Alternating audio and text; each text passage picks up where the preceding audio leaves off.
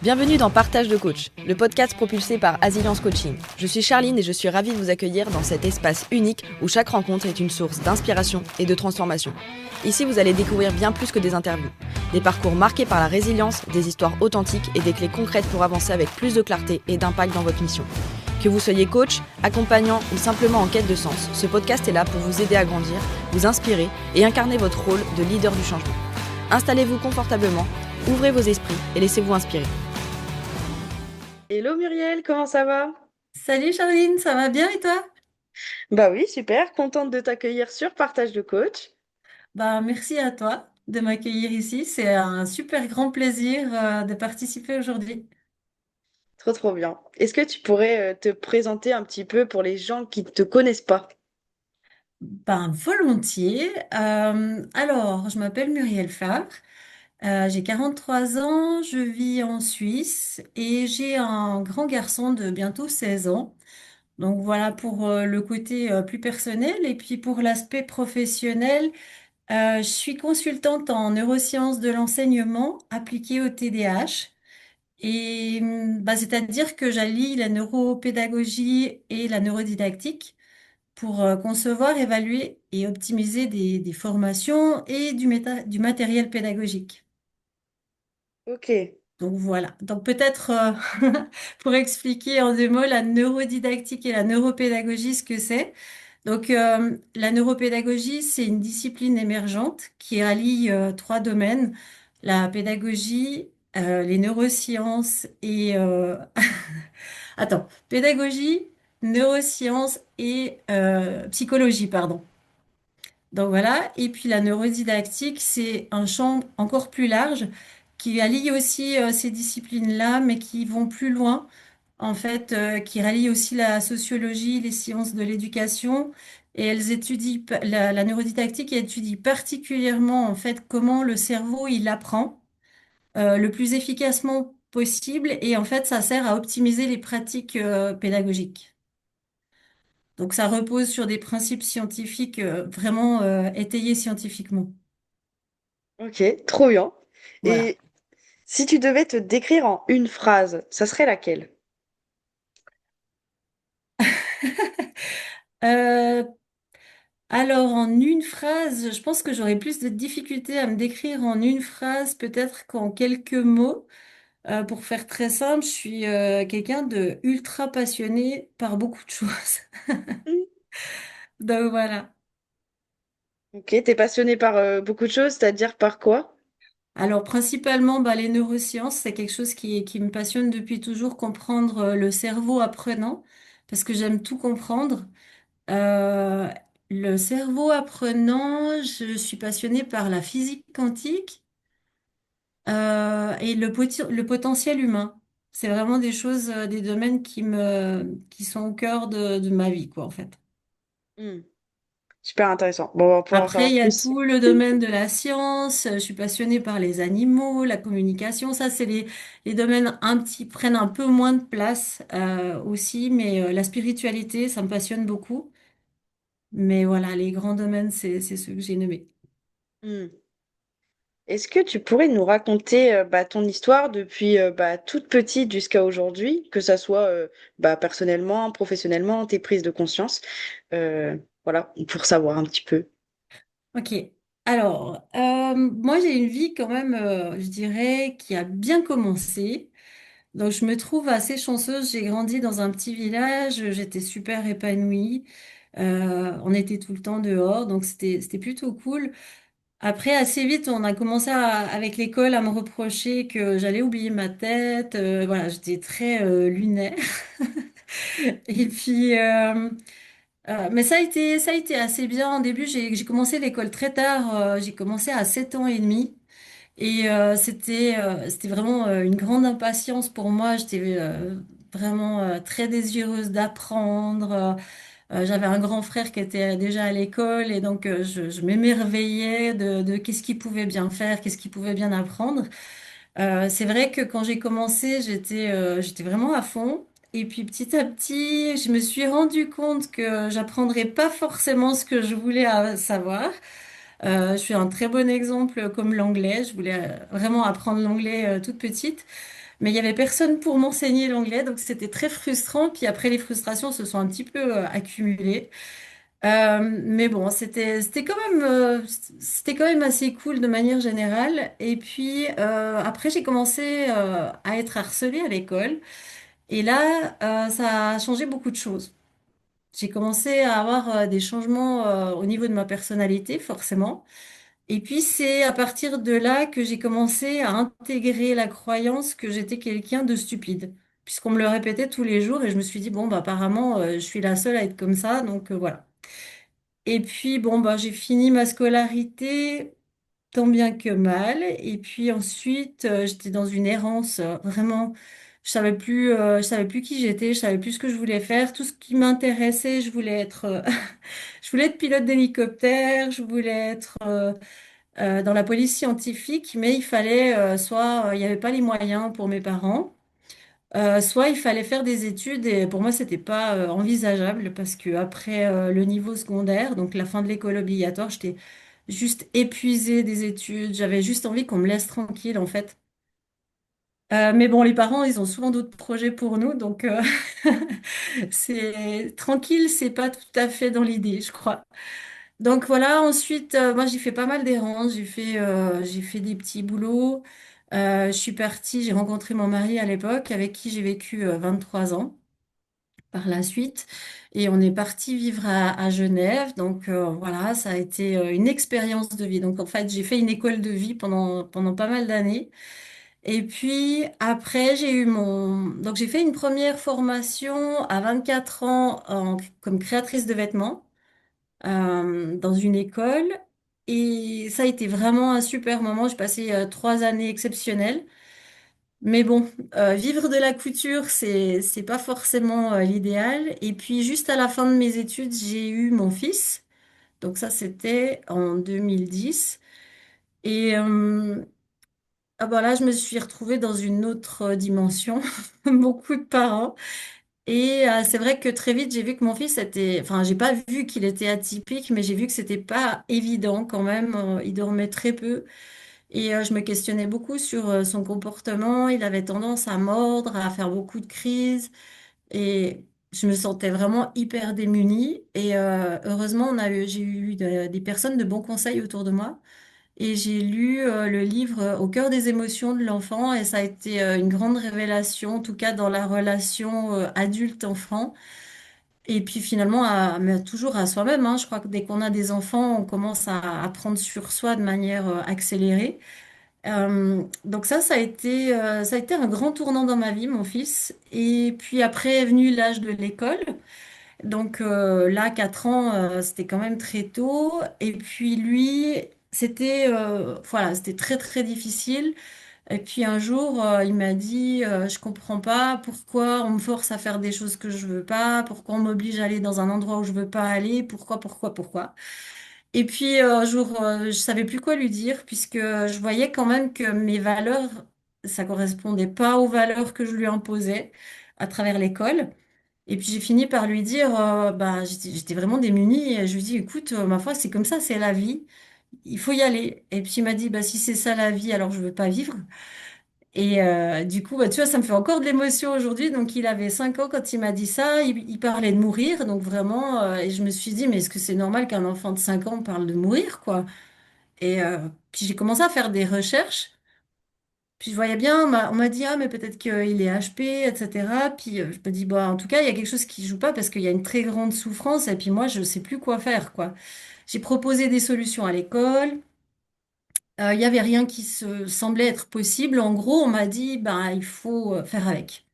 J'ai dit, mais vous êtes en train vous me demandez de me résigner, quoi. J'ai dit, mais moi, j'ai qu'un enfant. Je vais pas le laisser mourir dans le système parce que vous n'êtes pas prêt à faire ce qu'il faut. Moi, je suis prête à faire ce qu'il faut, mais voilà, il faut que ça bouge. Et donc, non. Alors là, ça a été une claque immense parce que je me suis rendu compte que c'était pas, j'avais oublié ma scolarité et bah, j'étais vraiment démunie et un jour on m'a dit mais pourquoi tu n'essayerais pas de faire l'école à la maison? Puis je me suis dit mais non non c'est exclu quoi. Enfin moi j'ai ni le temps, j'ai pas l'envie, j'ai pas les connaissances, j'ai pas les compétences. Puis à force de réfléchir, je me suis dit, mais moi j'ai été à l'école, donc les connaissances, théoriquement, je devrais les avoir. Je devrais, ça devrait être OK. Les compétences, je suis sa maman, j'ai la passion, j'ai envie qu'il aille bien. Donc, normalement, je devrais. Puis pourquoi j'ai pas envie d'avoir du temps avec lui? Ça commençait à vraiment me questionner. Et de fil en aiguille, j'ai commencé à me renseigner quand même. Et en fait, on s'est dit, bon, une année d'école était passée, donc il avait 5 ans. Et c'est là qu'il m'a dit, bah, si c'est ça la vie, moi, je veux pas vivre. Et là, je me suis dit, bon.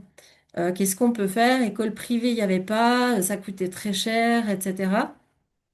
Et finalement, on a décidé, ok, bah, on y va, quoi, on déménage.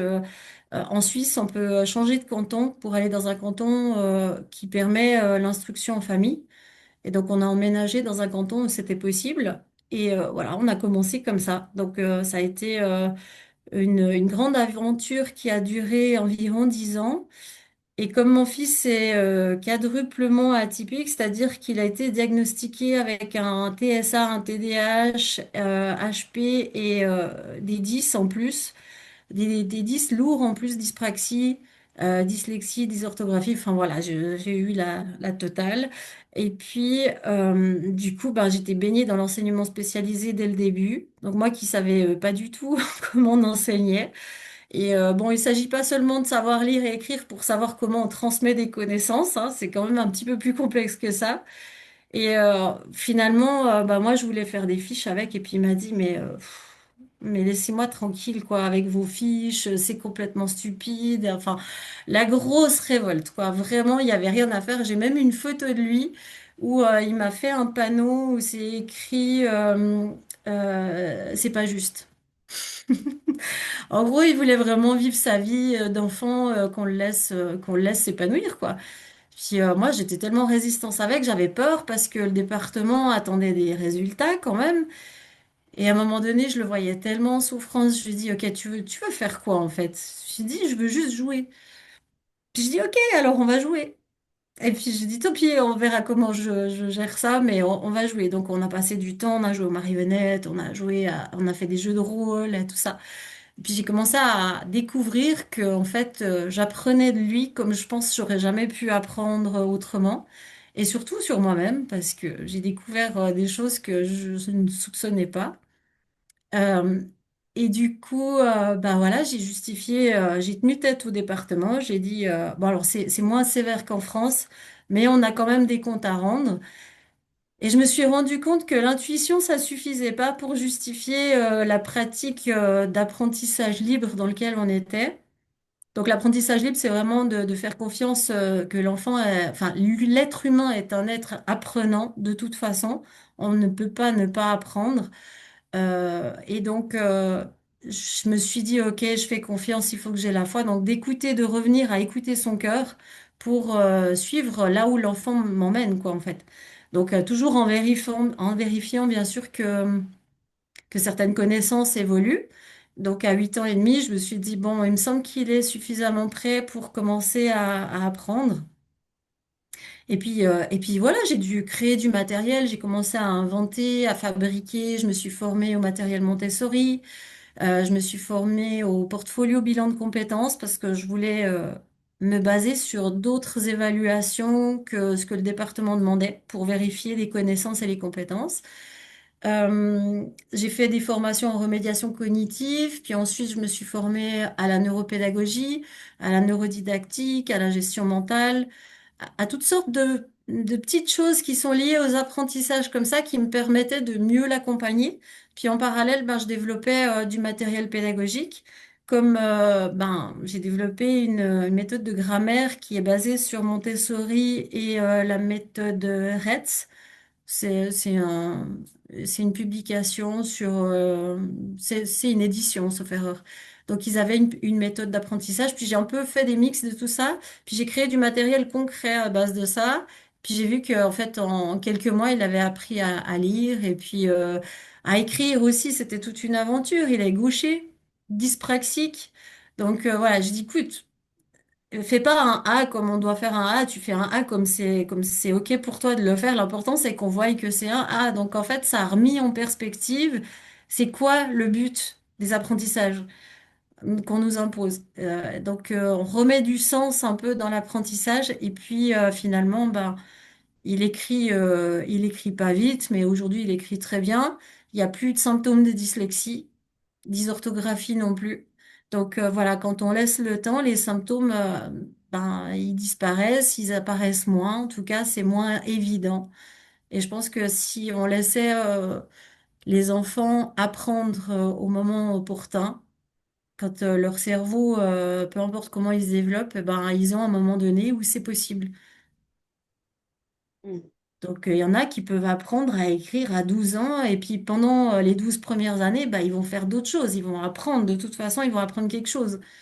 Ça peut être un autre niveau. C'est pas forcément des connaissances formelles. Ça peut être vraiment des connaissances de compréhension du monde.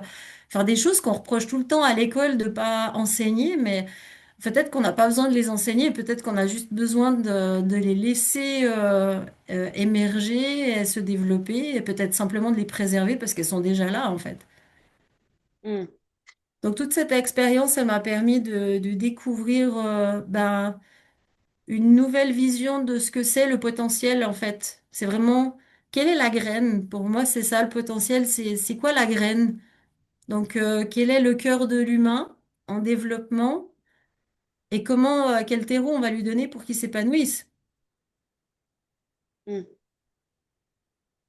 J'aime beaucoup l'image qui illustre les propos d'Einstein, justement, que tout le monde est un génie, mais si on juge un poisson à sa capacité à grimper à un arbre, il va passer sa vie à croire qu'il est stupide.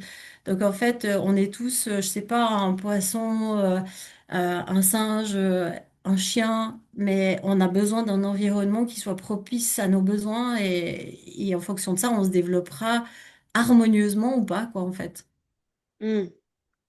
Mais toi, du coup, je me demandais par rapport à ce que tu disais, ça t'a demandé beaucoup d'énergie, de temps et tu m'as dit de te former. Comment tu faisais ça? Tu travaillais à côté, en même temps, enfin, comment tu gérais ça?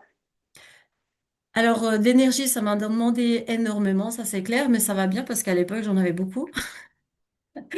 Aujourd'hui, un peu moins, mais non, à l'époque, j'avais vraiment beaucoup d'énergie parce que enfin, mon fils, c'est vraiment, c'est mon maître en fait. Il a été mon plus grand enseignant de ma vie et j'avais du coup une force insoupçonnée pour répondre à ses besoins.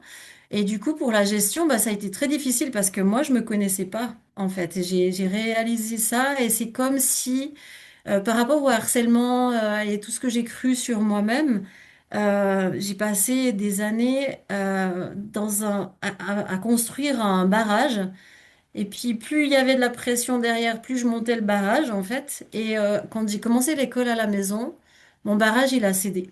Parce que tout d'un coup, j'ai vu que toutes mes constructions étaient complètement fausses, basées sur du n'importe quoi. J'avais une conception du monde avec un ordre établi. On ne monte pas plus haut que là où on est, en fait. Tu vois ce que je veux dire? Mm. Et, euh, et en fait, grâce à mon fils, il y a tout ça qui a pété. Alors, ça a été un gros déluge hein, au début. J'ai commencé à avoir un peu, comment dire ça, des états d'âme, des crises existentielles, etc. Parce que tout d'un coup, je me suis révoltée. Je me suis dit, mais on m'a arnaqué depuis le début. On m'a fait croire que le monde était comme ça, qu'on pouvait rien faire. Mais c'est dégueulasse. Donc j'étais dans une très grosse révolte.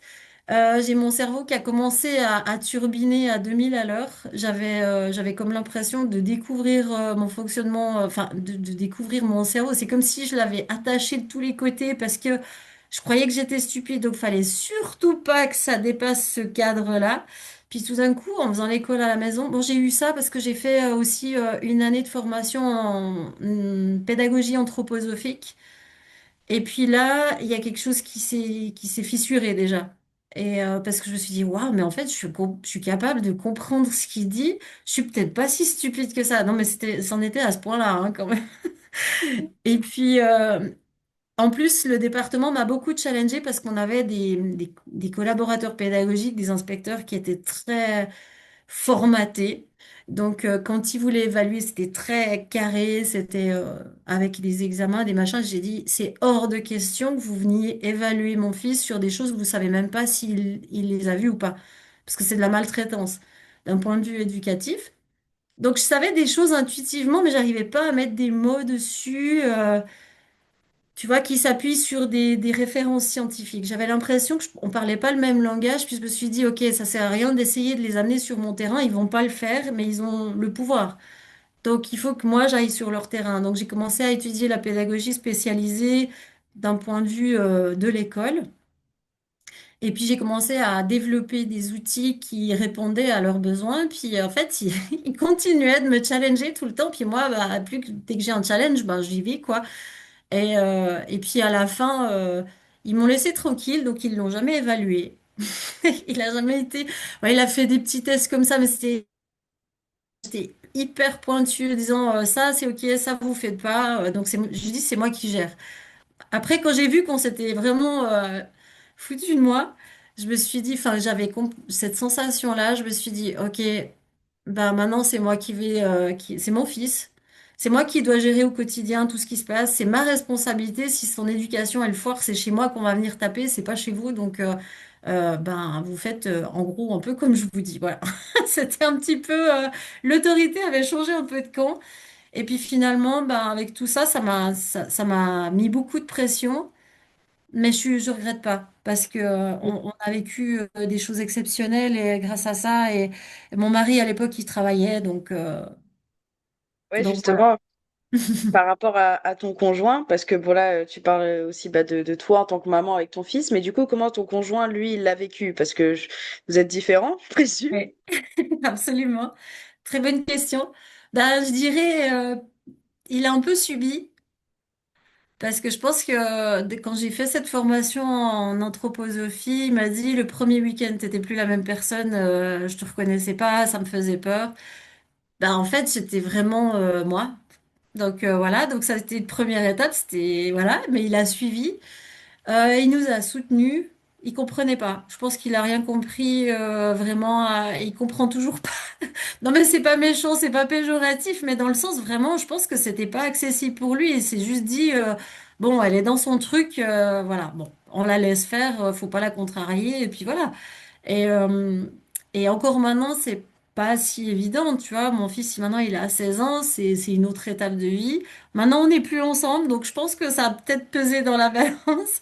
Ah. Mais c'est pas pour toutes les familles comme ça. Il y a des familles où les parents sont vraiment très soudés par rapport à ça. Ils participaient aussi comme ils pouvaient, donc lui, il faisait plutôt les activités avec. Plutôt pour répondre un peu à ta question aussi d'avant, comment on était organisé concrètement. Ben, moi, je m'occupais des apprentissages de base et puis lui il faisait des activités à l'extérieur. Ça, c'est moins mon truc. Et puis voilà, donc moi, je me levais le matin très tôt. On a fondé une association entre-temps pour aider les enfants comme lui. C'est lui qui voulait aider les enfants. Et, euh, et du coup, on a fondé cette association. Alors là, ça a commencé à prendre des proportions énormes. C'est-à-dire que quand on a commencé l'école à la maison, on venait d'emménager, donc on a laissé nos amis, on a laissé notre famille, on a tout laissé. Et on nous apprend que la loi va changer, qu'il veut l'interdire.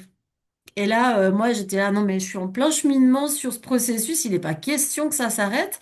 Je suis partie vraiment dans un trip de sauver le monde. Et du coup, je suis partie vraiment, j'ai lancé, bon, j'étais vraiment très loin, bah, ça m'a coûté cher, hein, j'en parlerai après, mais c'est pas forcément ce que je conseille de faire. Je suis partie dans un trip de loi, en fait, et je me suis dit, OK, j'ai un esprit très scientifique que j'ai découvert après. Je me suis dit, OK, ils veulent changer la loi, mais du coup, sur quoi? Sur quelle base ils se fient pour changer ça? Je me dis, bah, on va faire une étude. Mais bon, moi, j'ai pas le background scientifique pour me permettre de le faire, donc j'ai contacté une chercheuse. On a mis ça en place. Ça a pris 2 ans. Et 2 ans après, on a publié les résultats de la première étude suisse sur l'instruction en famille. Et la loi, on est en 2026, et ben, elle a toujours pas changé.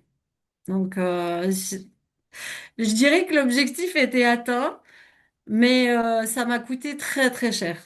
Vraiment, j'ai eu, je pense que ça a contribué aussi à la séparation, c'est que je me suis dit, mais je peux pas rien faire en sachant ce que je sais aujourd'hui, je suis obligée de faire tout ce que je peux. J'ai été détestée pour ça. Il y a d'autres associations qui ont vraiment, qui ont pas supporté le statut que je prenais. Ils me trouvaient pas légitime. Et ça a été le début d'une grosse dégringolade psychologique pour moi. Parce que ça me renvoyait à ce truc d'illégitimité, de stupidité, de machin, machin.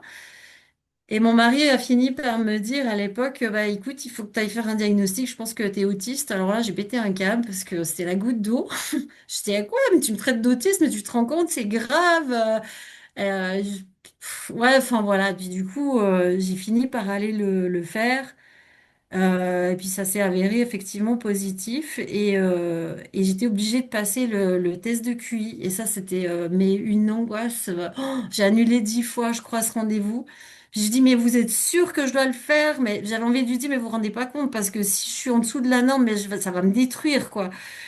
Et puis au final, c'était pas du tout le cas. Donc j'étais dans un état d'hébétitude, j'ai pas d'autre mot. Et puis je suis partie comme ça sans rien dire parce que j'arrivais pas à intégrer l'information. C'était toute une partie de ma vie qui s'est éclatée. Et puis du coup, j'ai commencé à reconstruire les choses avec ces points de vue-là. Je me suis dit, ah, c'est bizarre d'avoir ce nouveau regard, quoi. Et ça donne des explications un peu sur des choses que j'ai mal vécues. Et puis finalement, quelques années après, j'ai fait le enfin, le troisième diagnostic de TDAH qui a expliqué encore plus d'autres choses. Bon, voilà. Hmm. Alors dis-moi juste si j'ai bien compris, du coup ton mari t'a dit de faire un test pour l'autisme et ça s'est avéré vrai, du coup c'est ça? Mais ouais, Et du coup ça consiste, enfin pour les gens qui écoutent, c'est quoi exactement? Parce qu'il y a plein de termes déjà que j'aimerais que tu nous dises, parce qu'il y a autisme, TDAH, atypique, tous ces ouais, trucs. Je sais pas si c'est clair pour les gens parce que je sais qu'il y en a plein qui confondent tout et on comprend pas trop des fois, tu vois. ok. Bah, le HP, je pense que tout le monde connaît maintenant, c'est le haut potentiel. Bon, maintenant, c'est un truc très fourre-tout aussi. Il y a pas mal de distinctions à faire. Selon moi, c'est que c'est un fonctionnement aussi cognitif atypique. Avec j'aime pas dire qualité parce que ça laisse penser que les autres fonctionnements sont pas qualitatifs. J'ai pas encore de terme pour le définir, mais il y a un fonctionnement qui est pas pareil. Ça, c'est clair et net. Il y a des choses qui sont pas perçues de la même façon. La sensibilité, la rapidité, les liens aussi sont pas faits de la même façon. Donc voilà, après tout le monde connaît le QI. Moi, j'aime pas tellement non plus ça parce que si tu as un TDAH, le QI peut être aussi vachement impacté. Donc voilà, ça c'est le côté très résumé. Le TDAH, donc c'est le trouble déficitaire de l'attention avec ou sans hyperactivité. Et le TSA, c'est le trouble du spectre autistique. Donc voilà, il semblerait que je sois dans le spectre. Et puis, donc mon fils a les mêmes atypies, sauf que lui, il a en plus des 10 qui a de la dyspraxie, et du coup, c'est très, très compliqué d'apprendre à certains apprentissages. Donc ça crée de la surcharge mentale aussi. Euh, Bah après, les autres dyslexie, je pense que la plupart des gens connaissent un peu. Ça touche à tout ce qui est de l'apprentissage de la lecture. Et puis, les orthographies, c'est la difficulté à orthographier correctement. C'est comme jamais stable. Les connaissances, elles sont jamais vraiment présentes. Et donc, voilà, je pense que c'est assez explicite. Oui, oui. Et par rapport à l'autisme stadique, donc c'était le TSA, c'est Mhm. quoi, comment on peut reconnaître, par exemple, si on a un proche qui a une TSA ou qui a quelque chose, comment on le voit? Alors, bon, il y a des critères diagnostiques qui sont très basiques. En général, il y a des stéréotypies. Ça veut dire, par exemple, il peut y avoir du flapping, les enfants qui battent des mains comme ça. Ça, c'est vraiment un spectre qui est extrêmement large.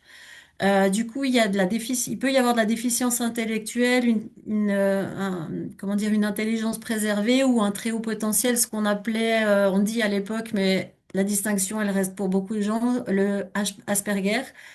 Et du coup, là, c'est avec un QI plutôt en dessus de la norme. Et puis, je pense que c'est pas quelque chose qui est facile à diagnostiquer et ça vaut la peine d'aller chez des personnes très qualifiées pour le faire parce qu'il y a tellement de variantes que si on donne juste les critères comme ça, on peut faire des gros raccourcis et ça, c'est un peu risqué quand même. Donc, en général, il y a des problèmes de regard. On voit les enfants, il y a des enfants qui parlent pas pendant longtemps quand ils sont dans les âges tout petits. Ils vont pas parler tout de suite. Ça peut être un indicateur, mais c'est pas une obligation. Ou alors, bah, mon fils, il parlait très tôt. À 6 mois, il a commencé à dire ses premiers mots. Donc, il a développé un vocabulaire très élaboré très tôt. Ça dépend vraiment, voilà. Mm. Si on a un doute, par exemple, pour notre enfant ou quoi, c'est quoi l'intérêt de faire diagnostiquer? Si on le fait, c'est dans quel but? Alors, je dirais que tant que pour de tout, en fait, ce qu'on a des soupçons, quand on voit qu'on a un enfant qui a une difficulté, vaut mieux vérifier pour éliminer une hypothèse. Ça veut dire s'il y a une dyslexie, c'est quand même des difficultés qui sont identifiées sur le développement cérébral. Donc ça a un impact réel, c'est pas des vues de l'esprit. Le TDAH, au niveau structurel du cerveau, ça a un impact énorme sur le développement de l'enfant, sur sa manière de comprendre les choses, de se comporter. Le TSA, c'est la même chose. Ça a un impact fondamental. D'ailleurs, c'est les critères, les bases des critères diagnostiques, c'est que ça doit être handicapant dans la vie de tous les jours. Si c'est pas handicapant, c'est pas ça. Donc, Mm. on peut être avec des traits autistiques ou des traits hyperactifs ou des traits comme ça, mais si c'est pas un impact réel sur la vie, c'est pas un diagnostic, c'est pas pathologique en fait, ce qu'on définit pathologique. Ça veut dire que ça impacte la vie de la personne par rapport à des autres qui n'auraient pas ce profil-là. Mm. Donc, ça a des difficultés à s'intégrer dans la société quand même, qui sont importantes. Et le TDAH, il y a des répercussions vraiment énormes. Donc, aller vérifier, ça permet de comprendre et de mieux, quand on a plus de compréhension, on a plus d'empathie aussi. Malheureusement, c'est un peu comme ça qu'on est fait. Je peux te donner un exemple très concret. C'est quand mon fils avait de la il est né avec la dyspraxie, mais il n'arrivait pas à s'habiller. Et il n'arrivait pas à écrire son prénom. Et on lui a, ça crée de la maltraitance éducative parce que on n'est pas empathique, encore une fois, avec ce qu'on comprend pas. Et du coup, on dit, mais vas-y, mais dépasse-toi, dépêche-toi, mais fais un effort. Et en fait, on détruit l'estime de l'enfant. C'est épouvantable. Et on lui demande des choses qu'il peut pas faire. Et en plus, le TDAH a beaucoup de comorbidités. Ça veut dire qu'il y a souvent plusieurs choses associées avec qui sont assez lourdes. Pour l'autisme, la même chose. Et ça veut dire que ces enfants-là, ils n'ont pas seulement une problématique, ils en ont plein d'autres. Et ça veut dire qu'on attend d'eux des choses qu'ils ne peuvent pas faire et on détruit le potentiel de l'enfant comme ça. Enfin, Mm. j'utilise des mots forts, mais quand même, je trouve que moi, j'ai vu et j'ai expérimenté à quel point ça peut avoir des impacts importants sur la vie et le développement d'une personne. Mm. Et par rapport justement à toutes tes compétences et les connaissances que tu as, et du coup, je me pose la question, par rapport à ta vision de l'apprentissage, justement, d'après toi, quelles sont les choses, en tout cas, qui ne vont pas dans notre manière de faire apprendre les choses aux enfants de manière générale ou aussi de manière plus spécifique sur des TDAH ou autres? Bah, je pense il y a pas mal de choses. Il y en a beaucoup, mais une problématique essentielle, c'est que souvent on a tendance à projeter. Les adultes projettent des capacités sur les enfants que les enfants n'ont pas, par méconnaissance, hein. Je veux dire, on est tous là où on en est. Par exemple, on croit que l'enfant manipule. Mais un enfant, il n'a pas la capacité cognitive de manipuler comme un adulte le ferait.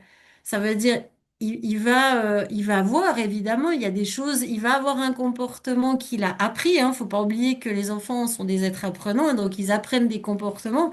Donc s'il voit les parents qui disent quelque chose mais qui font le contraire, il va bien se rendre compte qu'il y a un problème. Puis le cerveau, il va chercher du sens à ça. Donc il va finir par le donner lui-même, le sens. Hein. Et donc, quand, enfin, faut se poser des questions. Plus on voit un enfant qui a des problématiques dans le comportement, ça veut dire qu'il y a une sensibilité qui est là et il faut être attentif à ça. Donc, tu vois, par rapport à ta question, c'était vraiment de faire attention sur nos propres comportements. parce que l'enfant, il est pas vierge, hein. Il a des vulnérabilités, il a des caractéristiques qui vont faire que certaines choses peuvent se développer ou pas. C'est aussi un peu le principe de l'épigénétique.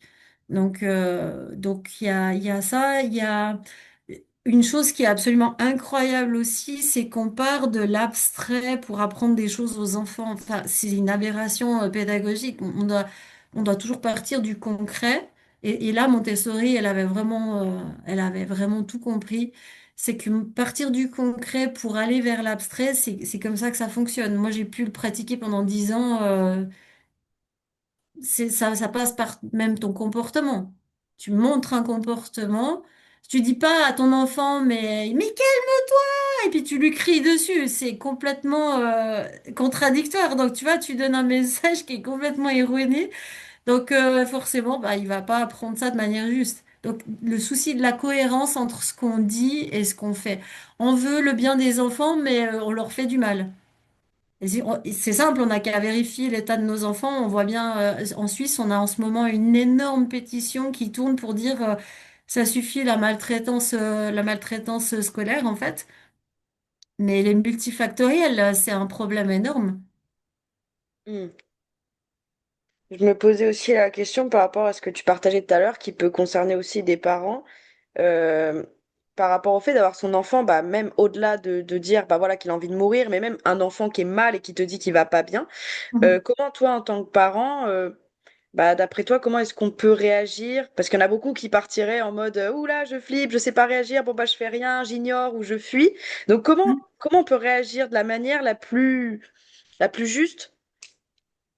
Alors, bon, déjà, il y a une chose qui est hyper importante, c'est quand un enfant se plaint d'avoir mal à la tête ou d'avoir des maux de ventre, il y a quand même une réaction physiologique à ça. Ça veut dire que l'enfant, il est en train, selon sa sensibilité, selon ce qu'il vit à l'école, etc. Physiologiquement, il y a une réaction en chaîne qui se met en place puisque l'enfant se sent en insécurité, donc il va partir en mode survie. Parce que c'est une question de survie, hein. On tombe vite là-dedans. Quand tu as mal au ventre, que tu as peur, c'est que ton corps, il te donne un signal très fort qu'il y a un danger. Et quand tu vis ça de manière répétitive, ça a des conséquences à long terme sur la santé. C'est ce que moi j'ai expérimenté d'ailleurs à mes dépens à force. Et je trouve qu'il n'y a pas une grosse prise au sérieux de ces symptômes-là. Donc ça c'est un premier état. C'est déjà, OK, j'observe que mon enfant, il se plaint. Donc c'est déjà accepter de voir et pas dire non, non, mais ça va passer. Déjà ça, c'est important de dire, OK, il y a quelque chose. Maintenant, ça veut dire qu'il y a besoin de mettre en place des choses. Déjà, bon, il peut y avoir beaucoup de choses à mettre en place, mais c'est vrai que selon la gravité, c'est que l'enfant est en train de développer une anxiété, par exemple. Tu vois, dans le sens de le mal-être. Il y a beaucoup de facteurs. C'est très difficile parce que on a un problème déjà majeur, c'est le fonctionnement de l'école. Je sais pas si c'est la même chose en France, mais en Suisse, ils ont supprimé les écoles de village pour rassembler tous les enfants aux mêmes endroits, avec des bus scolaires qui ont besoin de faire 1 heure pour faire le tour, alors qu'avant les enfants allaient à 5 minutes de la maison. Ils marchaient ensemble, donc déjà ils marchaient sur le chemin de l'école. Il y avait moins de danger sur la route. Ils jouaient ensemble, etc. On créait des relations sociales, il y avait un sentiment d'appartenance. Donc le contexte était différent. Maintenant, les gamins, c'est rapidos, les parents partent bosser, il faut te dépêcher tout le temps. On les entraîne dans la roue de hamster. Nous, on a décidé de construire des roues de hamster, on va dedans. Mais le pire, c'est qu'on fait des enfants, puis on les met avec dedans. Puis on s'étonne que le monde marche sur la tête. Donc, tu vois, on crée des systèmes qui sont déjà complètement absurdes. Et le pire, c'est que tout va dans le sens de renforcer ça. Donc, quoi faire? Ben, c'est pas évident. C'est vrai que moi, je suis toujours un peu embêtée parce que j'ai envie de dire aux parents, mais donnez-vous les moyens vous avez des enfants une fois dans votre vie potentiellement, enfin, c'est des personnes uniques. Traitez-les comme vous auriez envie qu'on vous traite. C'est-à-dire, je sais pas, faites tout ce que vous pouvez, on fait tous du mieux qu'on peut. Il y a des fois, on est obligé d'accepter qu'on a des limites. Et puis ça fait partie du processus. Je pense que chaque enfant a un chemin de vie aussi qu'il doit expérimenter. Et que ça, c'est aussi OK, quoi, en fait. Moi, j'ai fait du mieux que je pouvais avec mon fils. Ça n'a pas toujours été la joie pour lui pour autant. C'était pas parfait. J'ai pas été une mère parfaite non plus. J'ai fait beaucoup d'erreurs. J'en fais encore et je sais pas, j'ai pas assez de recul encore pour vous dire, moi, mon fils est génial, il est médecin. Enfin, je prends l'exemple très typique, hein, mais tu vois, ce sera peut-être pas le cas. Peut-être qu'il va mal finir, hein, j'en sais rien. Mais à un moment donné, c'est sa vie aussi. Mm. Donc, donner des outils aux enfants de résilience, je pense que c'est une très bonne chose aussi. Leur permettre de mettre des mots, poser des bonnes questions, tu vois, comment on fait en coaching, de poser des questions qui leur permettent d'apprendre à se connaître. Et puis, si vraiment l'enfant va très très mal, eh ben, à un moment donné, il faut prendre des décisions. Ça veut dire, il y a des fois, bah, des parents, ils peuvent mettre leurs enfants en arrêt maladie. Moi, je dirais, mais n'hésitez pas à les mettre en arrêt maladie autant qu'il faut. L'important, c'est pas l'école, c'est son bien-être. Parce qu'un cerveau apprenant, il a besoin d'être bien. Un cerveau ne peut pas apprendre quand il n'est pas bien. C'est pas possible. Enfin, il peut apprendre, évidemment, mais il peut pas apprendre de manière optimale. Ça veut dire qu'on va... Imagine-toi qu'en quelques mois, mon fils, qui a des dys, qui a de l'autisme, etc., il a appris à lire, à écrire. Alors qu'il y a des gamins, ils sortent du système scolaire, ça c'est les chiffres officiels, on a à peu près 10% des enfants qui sortent sans savoir ni lire ni écrire à la sortie. Donc tu t'imagines, on passe 11 ans d'école pour au final un résultat bof bof. C'est pas le cas de tout le monde, mais les enfants atypiques, il y en a beaucoup, ils s'en sortent moyens. Et du coup, c'est quoi l'objectif, quoi? C'est qu'ils s'en sortent plus ou moins, puis tant pis s'ils sont détruits de l'intérieur. Tu vois, Ouais. des formations, on peut en faire à tout moment de la vie, les choses sont en train d'évoluer, on a accès à la connaissance de plein de manières différentes. Il y a des gens, ils ont fait des années d'études pour se rendre compte qu'ils n'étaient pas heureux, puis finalement ils prennent une autre voie qui leur a demandé 3 ans de formation en, à côté du travail, tu vois. Mm. Et c'est quoi la plus grande leçon du coup que tu as appris jusqu'à aujourd'hui? Je dirais que c'est quand on croit savoir qu'on vraiment qu'on on se rend compte qu'en fait il reste un long chemin. Tu sais que en fait tu sais rien du tout. Moi ça a été je pense ma plus grande leçon. Tout le temps on se disait ah ça y est j'y atteins. Je pense que là je comprends bien le truc puis en fait oula t'es encore loin du compte. Hein. Tu sais la vie elle te montre des fois des trucs tu dis ah ok rester humble par rapport à ce qu'on croit savoir et ouais je pense que c'est ça. Mm. Toi, du coup, par rapport à ton travail, qu'est-ce qui te motive profondément dans ce que tu fais? Alors, c'est une super question qui tombe pile poil parce que je me suis beaucoup posé cette question. Qu'est-ce qui m'anime le plus? Et je me rends compte depuis le temps que je saoule tout le monde avec, avec mes podcasts audio quand je fais des messages WhatsApp, la hantise de beaucoup. Et je me rends compte que c'est la transmission. Et bah d'ailleurs, c'est pour ça que j'ai décidé de réorienter ma pratique professionnelle maintenant. C'est-à-dire que bah, j'avais fondé Neurodidacte à l'époque, qui était plus un canal de diffusion. Et puis maintenant, bah, ça part plutôt sur la transmission de connaissances. Donc moi, c'est ça, c'est transmettre tout ce qui peut aider les parents à se sentir mieux, surtout quand ils ont des enfants avec TDAH. Je sais qu'il y a beaucoup de souffrance. Et transmettre des outils qui peuvent apaiser et améliorer la relation parent-enfant. Et au niveau de l'enseignement, parce que je pense qu'il y a beaucoup à faire. Ça, c'est clair qu'à faire. Ben, rien que pour les formations que moi j'ai fait en tant que personne TDAH, je peux te dire, j'ai souffert, mais j'ai souffert, c'était horrible en tant qu'adulte, hein. Et je me dis, mais il faut avoir vécu une fois ce que c'est une formation où la neurodidactique est appliquée.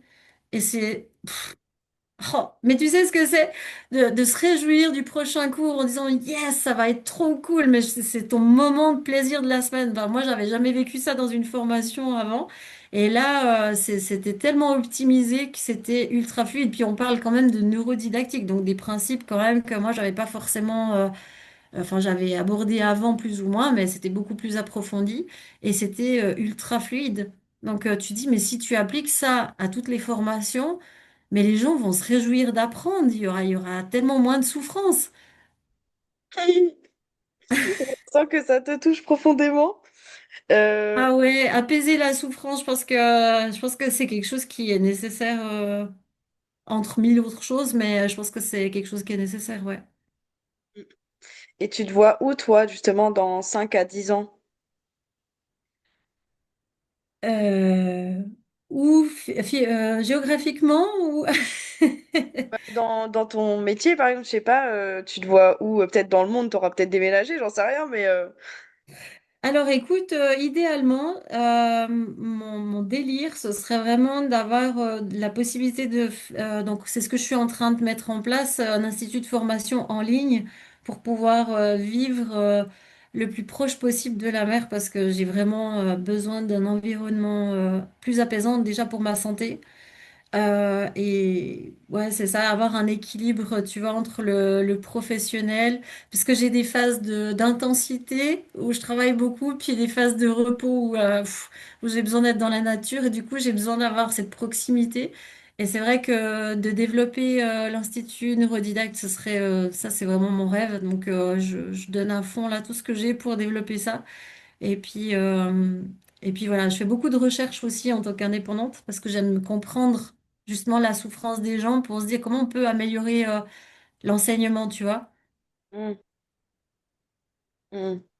Et il y a une question qui m'est venue, enfin rien à voir, si ça a à voir avec toi, mais je me dis, avec tout ce que tu as pu faire comme changement depuis toute petite jusqu'à maintenant, je me dis, mais quel regard ils ont eu tes parents, ou en tout cas, comment ça s'est passé pour toi avec eux? Alors, écoute, j'ai réalisé récemment que mes parents, c'était comme si je les avais mis sur un piédestal et oui, ils posaient la limite. De nouveau, hein, on est dans une histoire de plafond un peu qu'il faut pas dépasser. Et récemment, avec un peu, ma maman, elle a eu beaucoup de peine à intégrer que je pouvais être HP. Elle l'a même jamais reconnu. Euh, en- Asperger non plus, TDAH, oui, parce elle s'est identifiée à ça. Elle a dit, ah, mais en fait, oui, alors ça explique ça. Le côté TSA, c'était plutôt mon père. Et bah, malheureusement, il est plus là, donc il a eu un accident en 2019. Et euh, quand je leur ai annoncé ça, ils trouvaient ça bizarre. Ouais, c'était un peu comme s'il fallait que je m'identifie à quelque chose. Je pense qu'ils avaient un peu de peine à se dire, mais on fait quoi avec cette information en fait? Parce que ça les renvoie aussi à eux-mêmes, tu vois, à se dire, ouais, mais attends, mais si toi t'es diagnostiqué avec autisme, c'est qui est autisme chez nous? Est-ce qu'il y en a? Enfin, mon père a tout de suite quand même dit, ah tiens, mais c'est pour ça qu'on m'appelle toujours l'autiste. Tu vois, donc il y a eu des petits trucs. Mais je dirais pas que, ouais, que ça a beaucoup changé leur. Je sais pas à quel point ça a changé leur regard.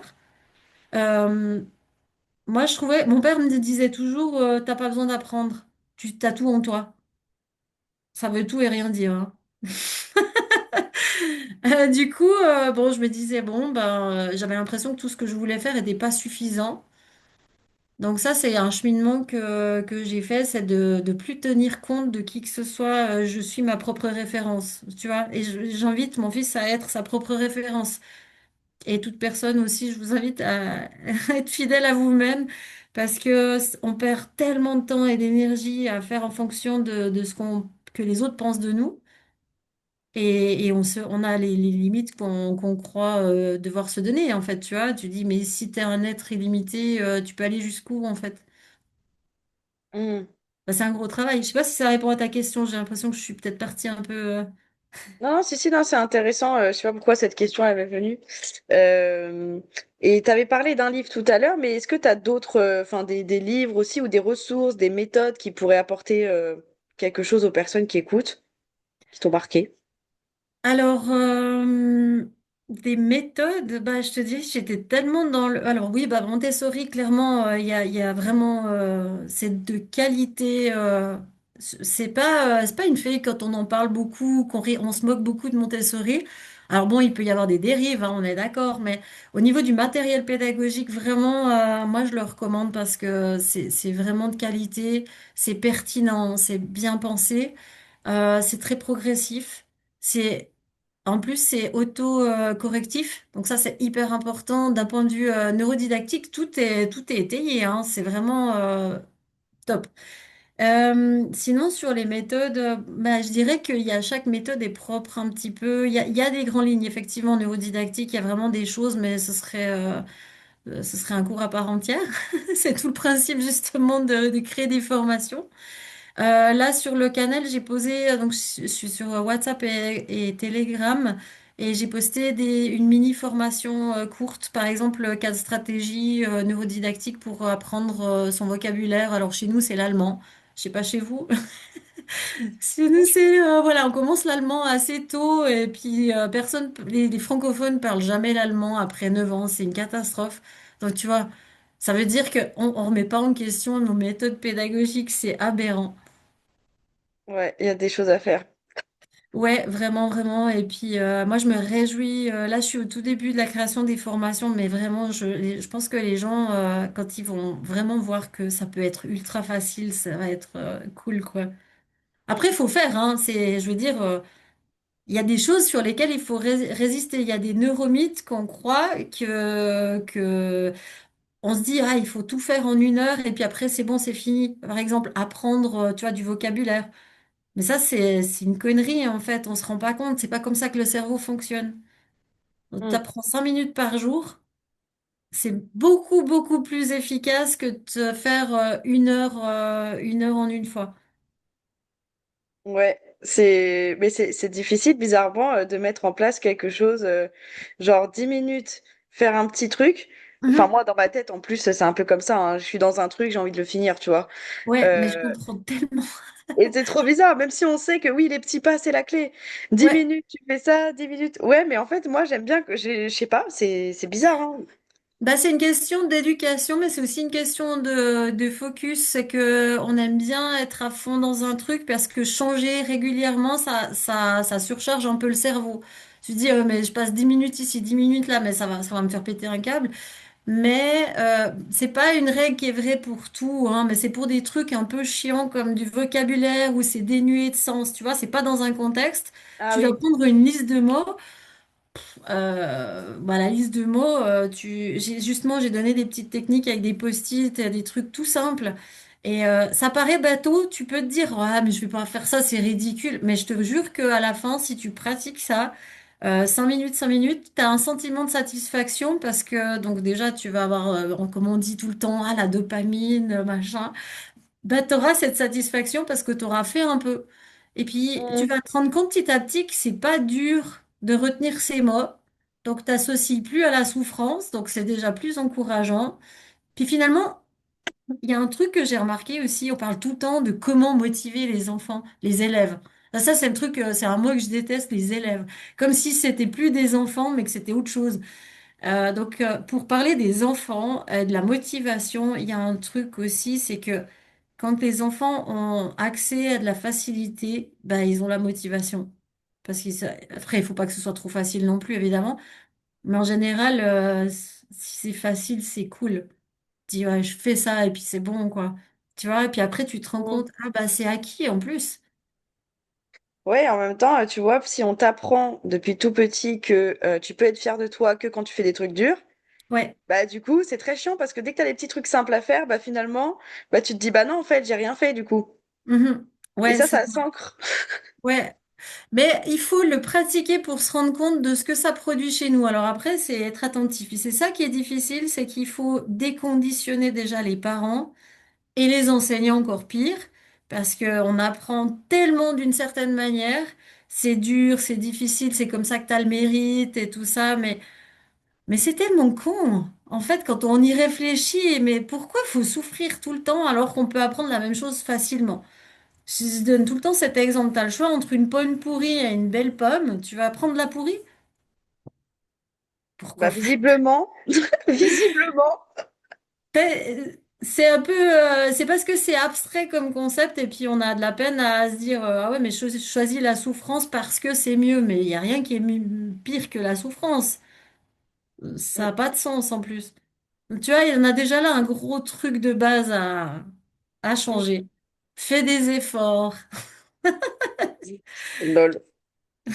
Euh, Si tu pouvais revenir en arrière, est-ce qu'il y a quelque chose que tu ferais différemment dans ta vie? Alors écoute, pas tellement parce que je me dis que bon évidemment hein, j'aurais aimé je pense avoir plus connaissance de j'aurais aimé qu'on m'éduque autrement. J'aurais aimé qu'on fasse autrement avec moi, ouais, ça aurait été cool. Puis en même temps, bon, bah les T'en choses sont serais comme pas... elles sont, hein, tout est parfait. Ouais, puis t'en serais pas là aujourd'hui, certainement, parce que ta plus grande motivation, je crois que c'est ça, non? Ouais, j'en serais pas là où je suis aujourd'hui, mais en même temps, je serais peut-être beaucoup plus loin. Ouais. Peut-être ou pas. Bon, en fait, en vrai, on sait pas.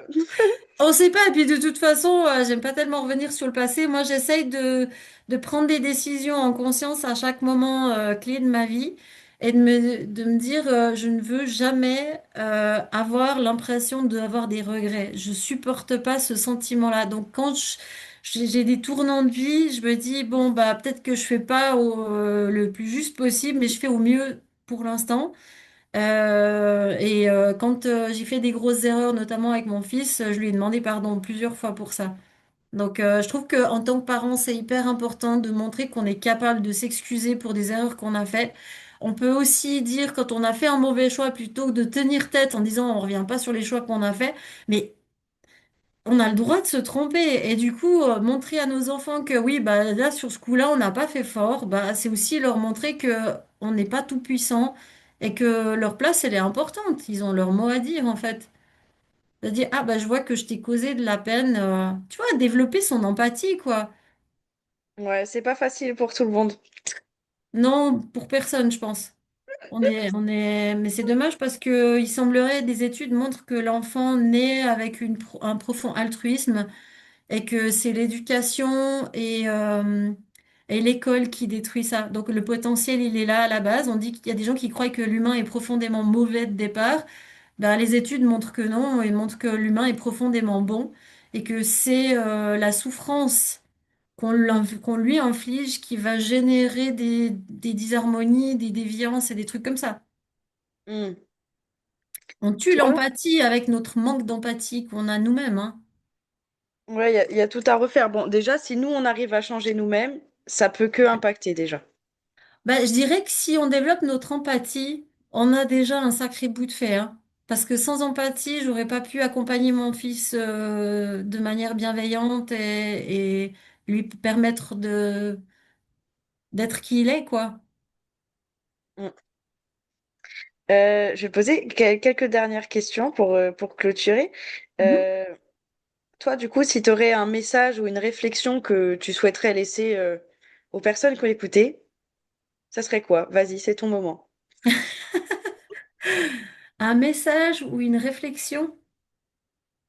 Il y a quelque chose qui me vient, j'aurais envie de dire, en tout cas, ne renoncez pas à vous-même. Parce que récemment, j'ai eu un peu une prise de conscience à force de travailler sur moi. Moi, j'ai eu des graves problèmes de santé qui ont fait que je me pose beaucoup de questions aussi sur ma manière de penser, ma manière de vivre. Et du coup, je me suis dit, waouh, mais qui est-ce que je ne me suis jamais autorisée à être? Tu vois, sur le Hmm. développement professionnel, tu dis toujours, je sais qu'on est beaucoup dans ce cas-là à se dire, mais qui suis-je pour faire ça? Tu sais, ce sentiment de légitimité, le syndrome de l'imposteur et tout ça. Et puis je sentais que je plafonnais avec ce truc et j'en ai eu tellement marre. Au bout d'un moment, ça m'a mis dans une rage.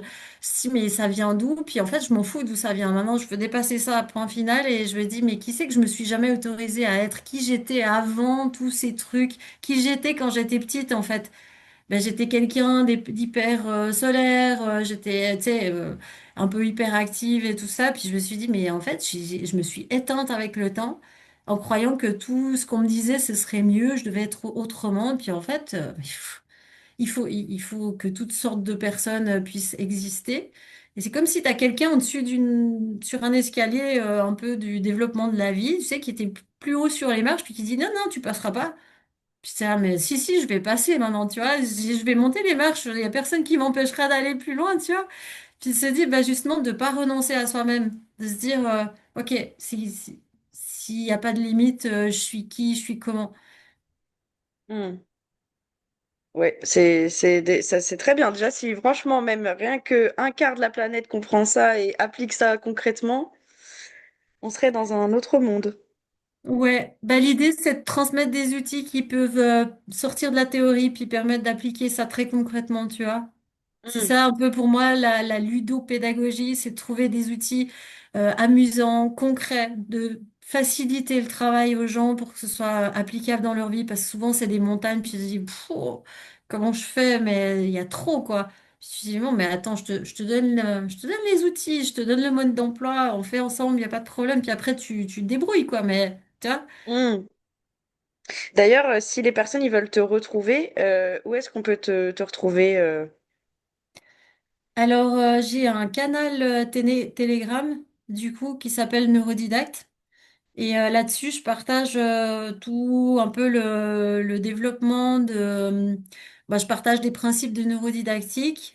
J'essaye d'être en lien avec les problématiques du terrain le plus possible. C'est-à-dire que des fois, j'invite les gens à me donner une problématique, puis je propose des conseils comme ça. Et puis, j'ai le même canal sur WhatsApp. Neurodidacte également. Donc c'est un peu, c'est juste une autre porte, mais c'est les mêmes canaux. Il y a moins d'informations parce que j'ai commencé avec Telegram et j'ai pas encore tout transposé. Je suis aussi sur Facebook et pas Pinterest, pardon, Insta, mais je publie pas beaucoup parce que je me consacre plus à du vrai contenu que à de la façade. Je suis plutôt en train de développer des choses. Et puis j'ai un site internet qui est en cours de transformation, murielfave.ch. Ok, trop bien. Voilà. Bah, de toute façon, vous pourrez juste cliquer en bas de la description, il y aura toutes les infos directement, comme ça ce sera plus simple. En tout cas, Oui, puis oui, j'ai bien sûr la chaîne YouTube que j'ai commencé. Alors pour l'instant, il y a juste une conférence. Et puis je continuerai de poster au fur et à mesure. voilà. Bah, parfait, bah, je la mettrai en Voilà, bas. En ça tout cas, marche. je te remercie beaucoup pour tous les partages. Et puis, bah, n'hésitez pas à mettre un petit like, commenter pour nous dire votre avis sur tout ça. Et puis, je te remercie pour tout ça. Plein de Merci trucs. à toi, Charline. C'était super. Merci beaucoup. À bientôt. À bientôt. Merci d'avoir écouté cet épisode de Partage de Coach. Si cette histoire vous a touché ou inspiré, pensez à laisser un petit mot, un like et surtout à le partager, parce qu'une histoire partagée peut transformer une trajectoire. Et si vous voulez aller plus loin, rejoignez la communauté Asilience, un espace vivant et gratuit où chaque semaine, nous partageons des événements, des ateliers et des temps forts pour développer les 4 piliers du coach de demain. La posture pour incarner certitude et légitimité. Du coaching transformationnel pour créer de vraies transformations. Un business aligné pour vendre avec authenticité et impact. Du leadership pour inspirer et fédérer durablement. Le lien est directement en description, juste en bas. Et rappelez-vous, dans Asilience, on ne grandit jamais seul. À très vite pour un nouvel épisode de Partage de Coach.